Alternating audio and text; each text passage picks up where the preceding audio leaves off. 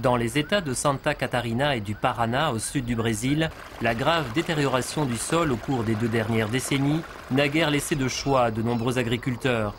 Ou trouver une solution, ou abandonner leurs terres. Roland Ristoff a commencé à pratiquer l'agriculture sans labour il y a plus de 20 ans. Il est considéré comme un pionnier de l'agriculture de conservation. Avant que je me lance dans l'agriculture de conservation, il y avait beaucoup à faire.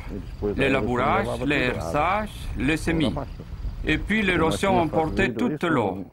Si on n'était pas intervenu, tout ceci serait désormais désert. Et il n'y aurait aucune culture, que des pierres. Les cultures de couverture constituent la solution au problème. Cultivées entre les plantes saisonnières, elles protègent le sol des effets nuisibles des fortes pluies, du soleil et du vent. Elles fournissent aussi des nutriments et facilitent l'infiltration de l'eau en réduisant le tassement du sol.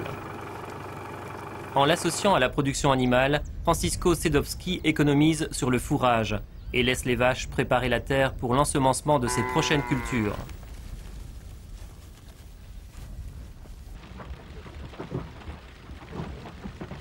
Son approche intégrée à la gestion des ressources, qui comprend l'élevage de porcs et l'aquaculture, améliore la qualité de l'approvisionnement local en eau. Cette exploitation est un modèle de recyclage respectant l'environnement. Nous n'avons plus besoin de nous inquiéter maintenant, car nous avons de l'eau propre à la ferme et aucun déchet dans notre cours d'eau. La situation s'est nettement améliorée. Nous pouvons élever les porcs sans nuire à l'environnement.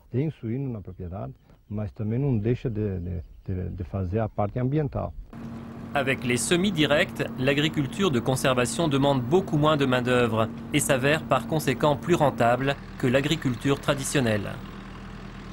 L'élimination des labours réduit les coûts des machines et du carburant, tandis que les cultures de couverture réduisent la nécessité de recourir à des intrants chimiques coûteux. Et même en présence d'années sèches, les rendements augmentent car la qualité du sol et l'infiltration de l'eau s'améliorent.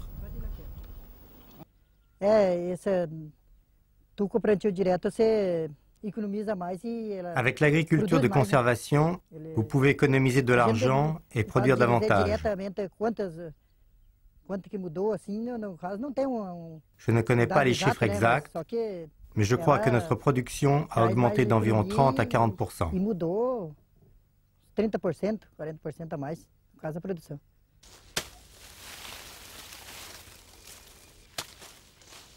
Le temps gagné avec l'agriculture de conservation sert aux agriculteurs pour diversifier la production et se procurer un complément de revenus. Les produits comme le sucre et la confiture peuvent se vendre toute l'année et assurent la sécurité financière des petits agriculteurs. Au sud du Brésil, le développement durable est devenu une réalité grâce à l'agriculture de conservation. Et l'Organisation des Nations Unies pour l'alimentation et l'agriculture est en train de promouvoir la même méthode en Afrique et en Asie centrale. Je pense que l'agriculture de conservation pourrait réellement résoudre le problème de la sécurité alimentaire et servir d'arme efficace dans la lutte contre la pauvreté.